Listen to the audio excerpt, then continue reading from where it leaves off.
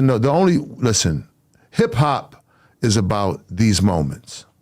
And hip hop is like I've always been, I have my little revolutionary in me, my little, because you grow up like that in Boston kind of. And, hip hop takes on that. Like, you know what I'm saying? Like I was proud of that.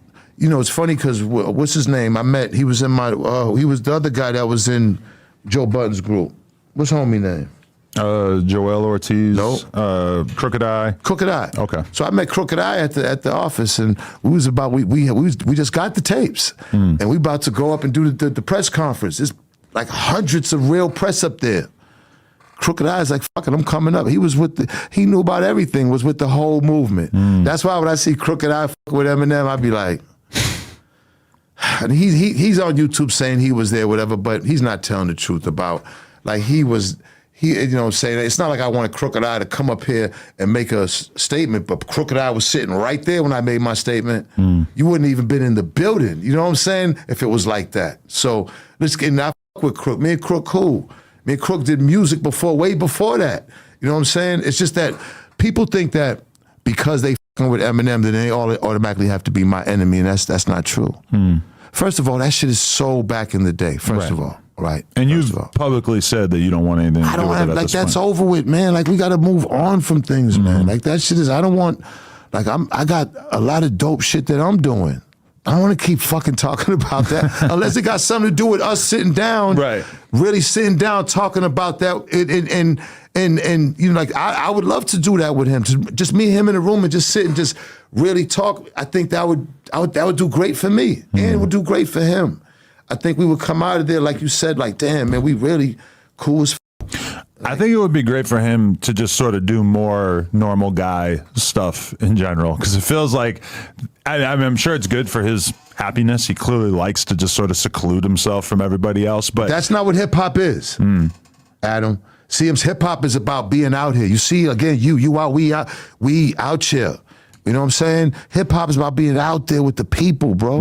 Like, man, them hoods in Detroit, they need Eminem to come through there. You know what I'm saying? I don't know if he don't want to do it because, hey, fuck that, I'm white, or I don't know if he's like, I'm leery because something might happen.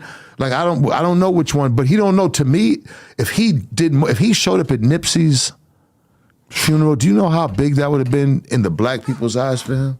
Yeah, that's a fact. If he would have just showed up at Nipsey's, and I'm saying I didn't, you know what I'm saying?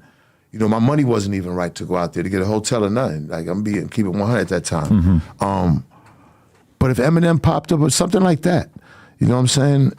Like something in Detroit, I'm sure, you know what I'm saying? Even the last couple of years of Detroit/Flint music has been ridiculous. There's so many artists blowing up out of Detroit. And it's not like he's never co-signed anybody out of Detroit, but I feel like when you have a conversation with an Icewear Vezzo or a Babyface Ray or whatever, they respect Eminem, but it's almost like they respect him in his absence because he's just not there. He's not a presence in the city the way that a lot of these guys would. It would probably like, and again, like, he could do whatever the fuck he wants to do with his life. But if I was his manager, it's weird. I would say, it's weird. Get out there with the people a little bit more. It's not like you have to do that much.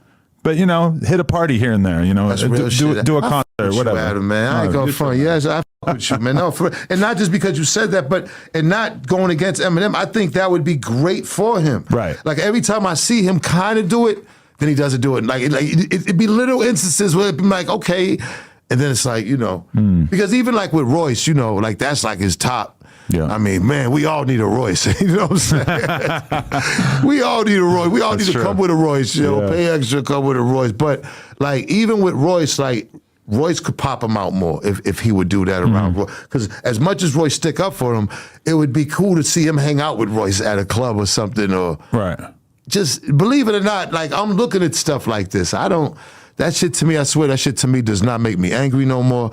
I'm to the age where I just want to, do new opportunities. I got some great things going on in my life right now, and I just want that shit is history. The history would be more dope if we could come together and talk about it. Man, we could probably do a 6-part series and just, and people be like, oh, look, he wants to, but I'm saying, but everybody's telling their stories. That's a major part of history right there. Yeah. Of hip-hop history. I get kids, I say right now, like, from all over the world still cursing me out. He fucking killed you. It would be a tragedy, though, if Eminem makes it to the end of his life, lives to be, 70, 80 years old, and doesn't become more forthcoming about his story. Because I feel like so many people would appreciate hearing it this late in the game, right? But he has to mention everything.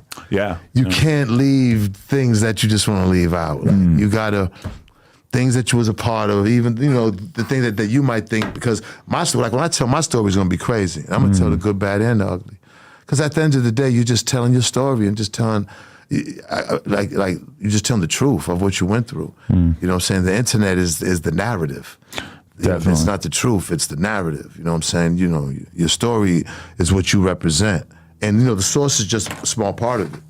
Just my father, that whole thing in Boston with the mob and everything, and the source, and after the source, all that TV and Love and Hip Hop shit, the behind the scenes of that was crazy. And now my situation with Coi Leray. And everything in between, the Paul Pierce situation, the Rough Rider situation, the indictment, the Eminem. I mean, it goes on and on, and it's just. I bet.